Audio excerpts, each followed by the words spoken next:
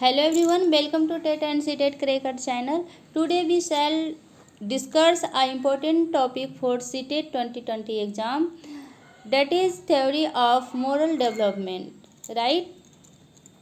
Theory of moral development, जिसे हिंदी में नैतिक विकास का सिद्धांत कहा जाता है, और इस सिद्धांत के अंदर हम इसका टाइप्स को समझेंगे और इसके टाइप्स जो इसके 3 स्तर हैं वो सारे स्तर के दो सब स्टेजेज हैं उसको भी समझेंगे और सारा कॉन्सेप्ट एग्जाम्पल के थ्रू हम लोग ईजी तरह से सॉल्व करेंगे, राइट।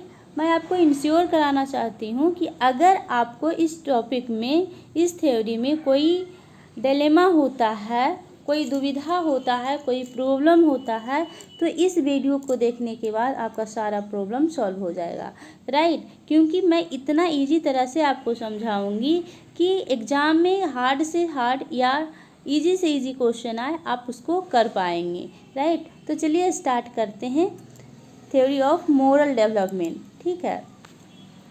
थ्योरी को समझने से पहले हम ये समझ लेंगे कि जो थ्योरी ऑफ मोरल डेवलपमेंट है उसको किसने प्रतिपादित किया था। तो इसको मोरल डेवलपमेंट जो थ्योरी है इसको कोहलबर्ग ने प्रतिपादित किया था। इन्होंने इस सिद्धांत को दिया था। इनका जन्म 25 अक्टूबर 1927 में हुआ और इनकी मृत्यु 19 जनवरी 1987 में हुआ, ठीक है। ये एक अमेरिका के मनोवैज्ञानिक थे, ठीक है। यहाँ से क्वेश्चन आ जाता है कि कोहलबर्ग कहाँ के रहने वाले थे, तो अमेरिका के रहने वाले थे और क्या थे, एक मनोवैज्ञानिक थे, ठीक है। इनको किस लिए जाना जाता है, तो ये नैतिक विकास के चरण के लिए जाने जाते हैं, ठीक है। और ये इनका प्रोफेशन क्या था, तो ये शिकागो विश्वविद्यालय के लिए मनोविज्ञान विभाग में तथा हार्वर्ड विश्वविद्यालय के ग्रेजुएट स्कूल में प्रोफेसर थे, ठीक है। इन्होंने मोरल विकास को 3 स्टेज दिया और तीनों स्टेज के दो सब स्टेज बताया, ठीक है। इसी सारे टॉपिक को, इसी सारे पॉइंट को हम इस वीडियो में कवर करेंगे, ठीक है। ये तो कोहलबर्ग के बारे में हम लोगों ने थोड़ा सा नॉलेज लिया। अब आगे इनका जो थ्योरी है उसको समझेंगे। देखिए, थ्योरी समझने से पहले जो कुछ कीवर्ड है उसको हम लोग समझने की कोशिश करेंगे। देखिए, ये जो थ्योरी है, थ्योरी ऑफ मोरल डेवलपमेंट, जिसको कोहलबर्ग ने प्रतिपादित किया है, तो सबसे पहले हम समझेंगे कि मोरल क्या होता है, नैतिक किसे कहते हैं, है ना। तो मोरल को हम लोग समझे कि मोरल क्या होता है।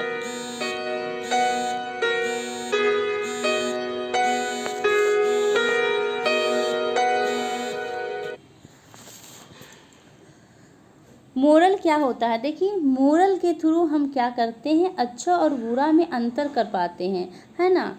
क्या चीज़ अच्छा है, क्या चीज़ हमें करना चाहिए और क्या चीज़ नहीं करना चाहिए, इसमें हम अंतर कर पाते हैं और डिसीजन ले पाते हैं, ठीक है। तो मोरल वैसा चीज़ है जिसके अनुसार हम अच्छा और बुरा में अंतर कर सकते हैं और अच्छाई को एक्सेप्ट कर सकते हैं, ठीक है। मोरल को आप पर्सनालिटी भी कह सकते हैं, व्यक्तित्व भी कह सकते हैं, ठीक है। डिलेमा क्या है, दुविधा क्या है, जैसे कोई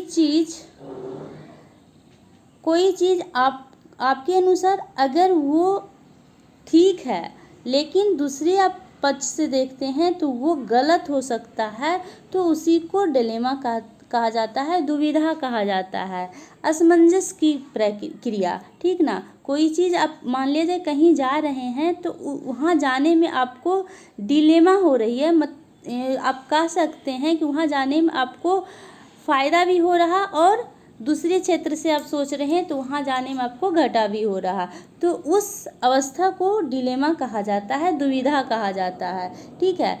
ये जो थ्योरी है ये डिलेमा के ही बेस पे है सारा थ्योरी। यहाँ क्या होता है, एक हाइंस नाम का व्यक्ति होता है और हाइंस डिलेमा जो है उसका दुविधा के लिए यहाँ कहा जाता है, जाना जाता है, ठीक है। तो हाइंस नाम का जो व्यक्ति है उसकी पत्नी का तबीयत बहुत खराब हो जाता है, इतना लास्ट अवस्था में वो पहुंच जाती है कि उसको अगर जिस दवाई का ज़रूरत है, अगर उस दवाई नहीं मिलता है तो उसकी जान जा सकती है, उसकी मृत्यु निश्चित है। ठीक है, तो यहाँ हाइंस क्या करता है, अपनी पत्नी को जान बचाने के लिए उस दवाई का खोज करता है और पता चलता है कि कोई एक अदर पर्सन है, उसके पास वो दवा है, लेकिन उसके पास वो दवा लाने जाता है तो वो उस दवा को कई गुना ज़्यादा कॉस्ट में वो बताता है, जो कि हाइंस के पास उतना संभव नहीं है, उसके पास उतना पैसा नहीं है, वो नहीं दे सकता है। ठीक है, तो अब इसके पास ये प्रॉब्लम हो जाती है कि हाइंस जो है वो क्या करे कि दवा चोरी कर ले, और दूसरा हो सकता है कि वो या तो फिर दवा चोरी करके अपनी पत्नी को जान बचा ले, या तो फिर अपनी पत्नी की मृत्यु उसको देखना होगा, है ना। तो इस तरह की परिस्थिति हाइंस के साथ होता है। तो यहाँ पर अब प्रॉब्लम क्रिएट होता है, 3 टाइप का प्रॉब्लम जो है क्रिएट होता है कि हाइंस को दवा चोरी नहीं करना चाहिए, क्योंकि ये हमारे मोरल के अकॉर्डिंग सही नहीं है, हमारा जो नैतिक है उसके अकॉर्डिंग ये सही नहीं, हम लोग को चोरी नहीं करना चाहिए दूसरे की चीज़, है ना। और क्योंकि उसे जेल जाना भी जा सकता है, ये भी बात है कि हमें चोरी तो नहीं करना चाहिए, लेकिन अगर चोरी भी कर लेता है तो उसे क्या होता है कि जेल जाना पड़ सकता है। ठीक है, तो यहाँ उसे चोरी नहीं करना चाहिए। थर्ड जो पर्सन है वो कहता है कि उसे चोरी करके उसे स्वीकार करना चाहिए, क्योंकि उसने चोरी किया और वो अपने पत्नी का जान बचाया। ठीक है, और थर्ड जो प्रॉब्लम क्रिएट होता है वो होता है उसे चोरी करके जेल नहीं जाना चाहिए, क्योंकि उसने अपना कर्तव्य का पालन किया है। ठीक है, तो इस तरह का जो डायलेमा है वो हाइंस के साथ होता है, इसीलिए इसे हाइंस डिलेमा भी कहा जाता है। ठीक है, अब इस तरह के जो डिलेमा होता है इसको मोरल रीजनिंग और मोरल डिलेमा के द्वारा सॉल्व किया जाता है। ये जो तीनों प्रॉब्लम है वो अगर 3 पर्सन है तो उसके अकॉर्डिंग ये अलग अलग हो सकता है ना। कोई कहेगा कि हाँ उसे दवा चोरी कर लेना चाहिए क्योंकि उसका कर्तव्य है कि पत्नी का जान बचाए, ठीक ना। कोई कहेगा कि उसे चोरी नहीं करना चाहिए, ठीक है, क्योंकि ये हमारा मोरल के अपोजिट है, सही नहीं है मोरल के अकॉर्डिंग। और कोई कहेगा कि चोरी तो कर लिया, ठीक है, उसे एक्सेप्ट भी कर लेना चाहिए, ठीक है। तो ये अलग अलग आदमी का अपना अपना विचार होता है और यही जो है डिलेमा क्रिएट होता है, ठीक है। तो इस डिलेमा से निकलने के लिए मोरल रीजनिंग का यूज किया जाता है, नैतिक तर्क का यूज किया जाता है कि हमें क्या करना चाहिए, किस परिस्थिति में किस तरह से हमें वहाँ से निकलना चाहिए, किस तरह से प्रॉब्लम सॉल्व करना चाहिए, है ना।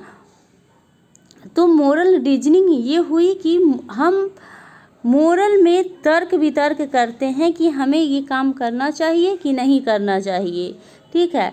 और मोरल डिलेमा क्या है कि नैतिक दुविधा, कि अगर आप ये काम कर रहे हैं तो हमारा मोरल के अकॉर्डिंग तो ठीक है, लेकिन हमारे हित के अकॉर्डिंग जो है ये गलत हो जाता है, तो यहाँ पर हमारा नैतिक दुविधा क्रिएट होता है, ठीक है। अब हम लोग देखेंगे इसका थ्योरी का जो स्टेज है उसको देखेंगे। जो मोरल डेवलपमेंट है,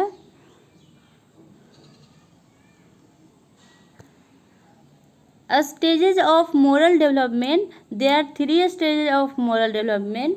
फर्स्ट प्री कॉन्वेंशनल लेवल, जिसे पूर्व रूढ़िगत नैतिकता कहते हैं। सेकेंड कॉन्वेंशनल मोरालिटी, जिसे रूढ़िगत नैतिकता कहते हैं। And third post conventional morality, जिसे उत्तर रूढ़िगत नैतिकता कहते हैं। देखिए ये जो स्टेजेज है मोरल डेवलपमेंट को, इसका हिंदी में कई नाम से जाना जाता है, आप इसको इंग्लिश में ही ध्यान में रखेंगे, ठीक है। इंग्लिश में जो नाम होता है वही होता है, इसमें चेंज नहीं होता है, लेकिन हिंदी में कई तरह से इसको लिखा जा सकता है, ठीक है। तो आप इसको इंग्लिश में ही याद रखेंगे। जैसे देखिए पूर्व रूढ़िगत नैतिकता जो है इसे पूर्व नैतिक स्तर भी कहा जाता है और रूढ़िगत नैतिकता को परंपरागत नैतिक स्तर भी कहा जाता है। ठीक है, और इसे पोस्ट कन्वेंशनल मोरालिटी, जिसे उत्तर रूढ़िगत नैतिकता या फिर आत्म अंगीकृत नैतिक मूल्य स्तर भी कहा जाता है। ठीक है, तो इस तरह से 3 स्टेजेज है मोरल डेवलपमेंट का। अब हम तीनों स्टेजेज को एक एक करके समझेंगे कि इसके अंदर क्या कहा गया है। देखिए, फर्स्ट स्टेज जो है प्री कन्वेंशनल लेवल, पूर्व रूढ़िगत नैतिकता। ये स्टेज में अगर हम एज की बात करें तो इसका एज जो है 4 से 10 ईयर माना गया है, 4 to 10 ईयर। ठीक है, 4 to 10 ईयर इसको माना गया है। और इसमें 2 सब स्टेजेज भी है, जिसमें पहला आज्ञाकारिता एवं दंड और दूसरा जो है स्वलाभ होता है। इसमें क्या होता है, अगर हम प्री कन्वेंशनल लेवल की बात करें तो इसमें क्या होता है कि जो बालक होता है वो शक्तिशाली या प्रतिष्ठित या माता पिता के प्रति सम्मान दिखाता है ताकि उन्हें दंड ना मिले, पनिशमेंट ना मिले। ठीक है, माता पिता जो कहते हैं वो उसका पालन करता है, डैट मीन्स आज्ञा का पालन करता है। क्यों आज्ञा का पालन करता है? तो दंड से बचने के लिए। ठीक है, जब 4 से 10 वर्ष का बच्चा रहता है तो आप उसको जब कुछ कहते हैं तो वो क्यों आपका बात मानता है? क्योंकि वो जानता है कि ये काम हम नहीं करेंगे तो हमें पनिशमेंट मिल सकता है।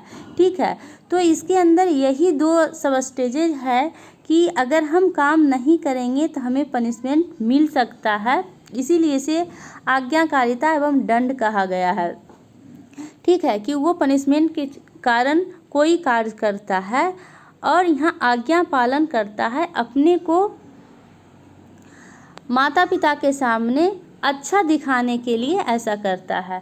ठीक है, जो सेकेंड इसका सब स्टेजेज है वो स्वलाभ, जिससे उसको खुद का लाभ होता है वही काम करता है। ठीक है, जो 4 to 10 ईयर्स का बालक होगा वो खुद का जिसमें लाभ होगा वही काम करेगा, इसीलिए इस स्टेजेज को टिट फॉर टाइट कहा गया है। ठीक है, जैसा को तैसा। आप कई बार देखे होंगे स्कूल में कि कोई बच्चा जो है उसका कॉपी फाड़ देता है तो वो भी उसका कॉपी फाड़ता है, तो फिर जाकर वो शांत होता है। क्यों? क्योंकि उसने मेरी कॉपी फाड़ी तो मैं भी उसका कॉपी फाड़ूंगा, है ना। तो इस तरह का जो सोच होता है यहाँ पर डेवलप होता है। नेक्स्ट जो है कन्वेंशनल मोरालिटी, जिसे रूढ़िगत नैतिकता कहा जाता है। इसका भी 2 सब स्टेजेज हैं। वो कौन है? इसमें भी 2 स्टेज है। फर्स्ट इंटरपर्सनल रिलेशनशिप, सेकेंड जो है maintaining social order and law order. ठीक है, तो इसमें भी 2 सब स्टेजेज है। पहले है इंटरपर्सनल रिलेशनशिप। यहाँ क्या करता है बच्चा,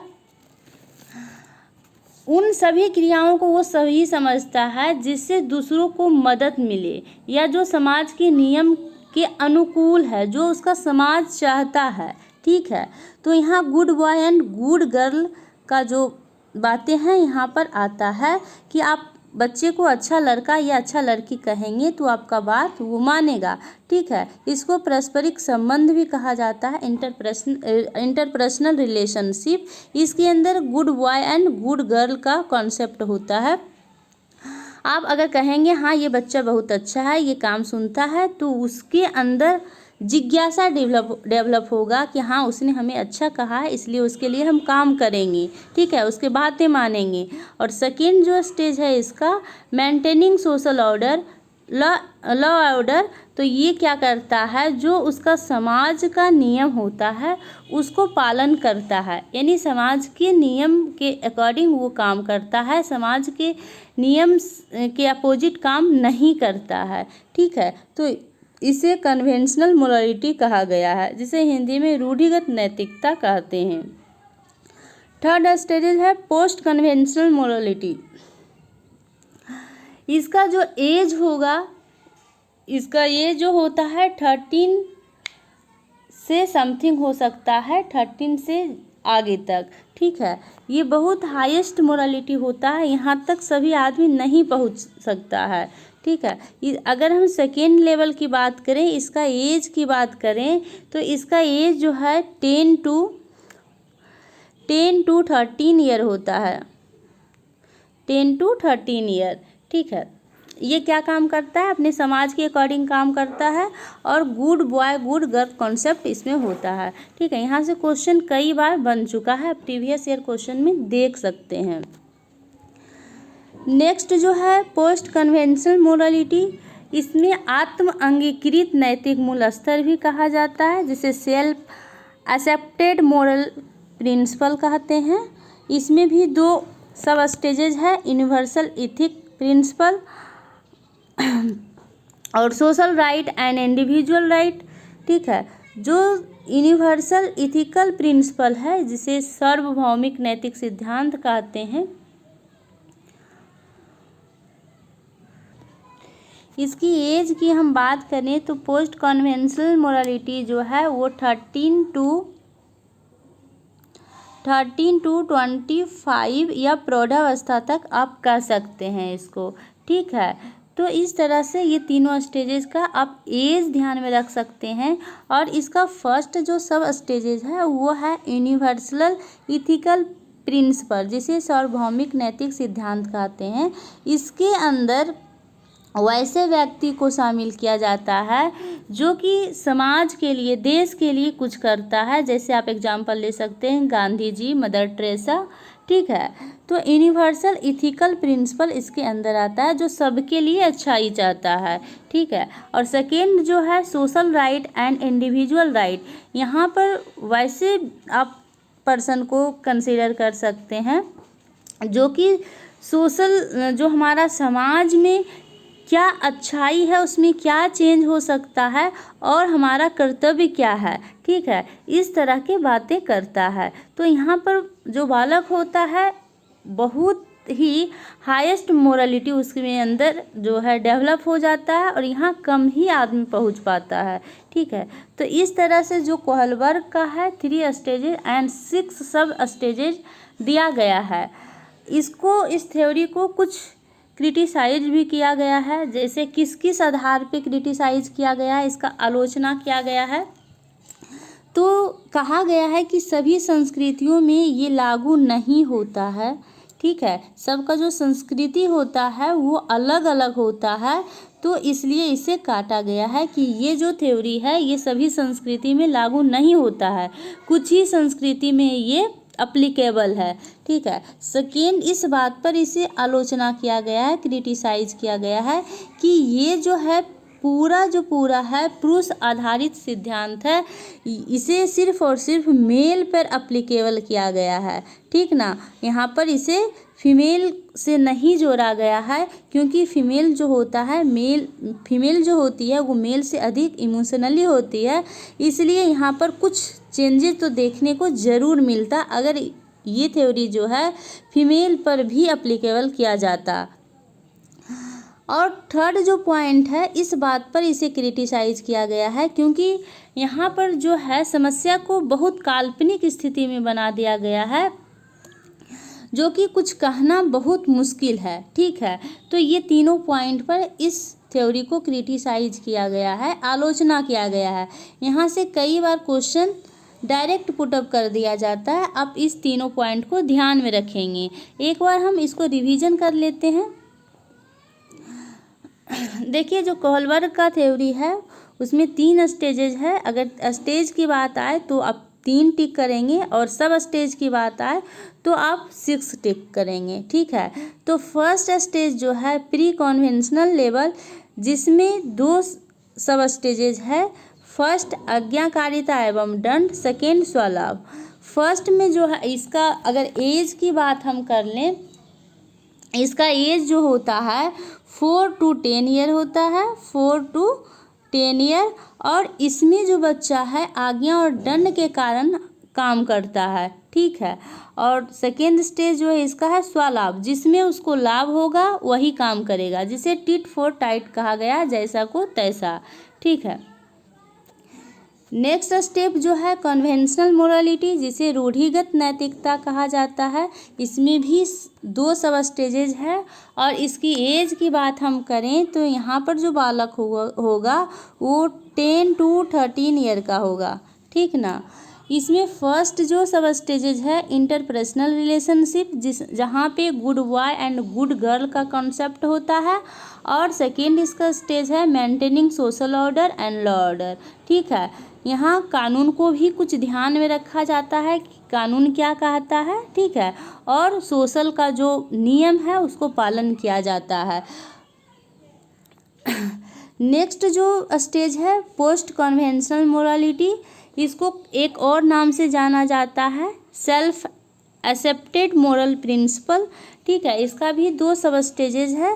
फर्स्ट यूनिवर्सल इथिकल प्रिंसिपल, जिसे सार्वभौमिक नैतिक सिद्धांत कहते हैं, जिसके अंतर्गत आप एग्जाम्पल ले सकते हैं मदर टेरेसा, जो देश के लिए समाज के लिए सबके हित में काम क्या करता है ना। उसका एग्जाम्पल महात्मा गांधी भी आप ले सकते हैं। कई ऐसे पर्सन हैं जिसको आप यहाँ कंसीडर कर सकते हैं। और इसका सेकेंड जो सब स्टेज है वो social right and individual right है। यहाँ पर बालक क्या करता है, सोशल का क्या नियम है और क्या उसमें चेंज होना चाहिए, ठीक है, ये सारे चीज़ को सोचता है, समझता है। और ये जो है मोरालिटी का हाईएस्ट स्टेज है, यहाँ पर सभी आदमी नहीं पहुँच पाता है, ठीक है। इसका अगर एज का बात हम करें तो ये 13 से लेकर प्रौढ़ावस्था तक माना जाता है, ठीक ना। तो ये कुछ बातें हुई। इसको क्रिटिसाइज किया जाता है कि ये तीनों पॉइंट पर इसे क्रिटिसाइज किया गया है। यहाँ से क्वेश्चन कई बार आ चुका है, तो आप इसको ध्यान में रखेंगे, ठीक है। आई होप ये वीडियो आपको पसंद आया होगा। अगर वीडियो पसंद आया तो लाइक शेयर एंड सब्सक्राइब कीजिए। Thank you.